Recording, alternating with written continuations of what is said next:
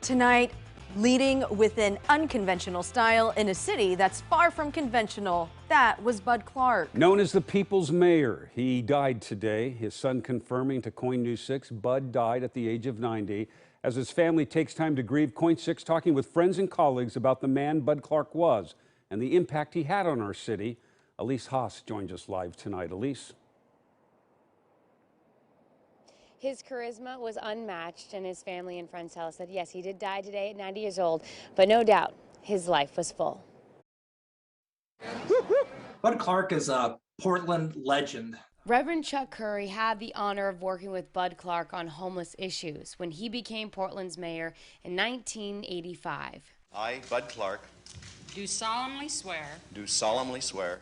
Bud Clark served 2 terms until 1992 with then City Commissioner Mike Lindberg. We had a well-managed city and well-managed by a larger-than-life personality. Portland faces difficult issues now, but it was also a time of crisis when he took over as mayor. The economy was in a downturn, homelessness was a growing issue, and so was poverty and racial injustice and police accountability. These were all issues on the table back in the 1980s.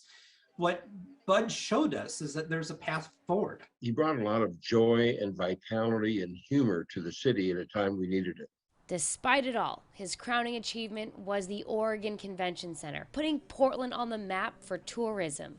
In a previous KOIN 6 interview, Clark spoke to that vision. It gave people confidence about the city had a future and a prosperity ahead. We've lost a lot of good people over the years, but Bud Clark is always going to be remembered as kind of the quintessential Portlander, the guy with the rose in his lapel, famous for his whoop whoop when he got excited.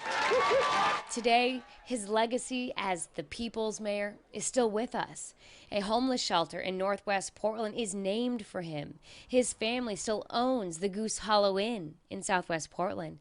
And this famous poster of him showing his sense of humor and his love for the arts will go down in the history books. He had a tremendous skill of bringing all those people together toward a common vision.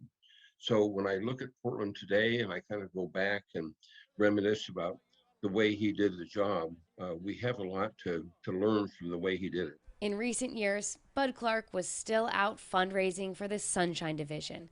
Colleagues and friends say he was a community servant until his dying day.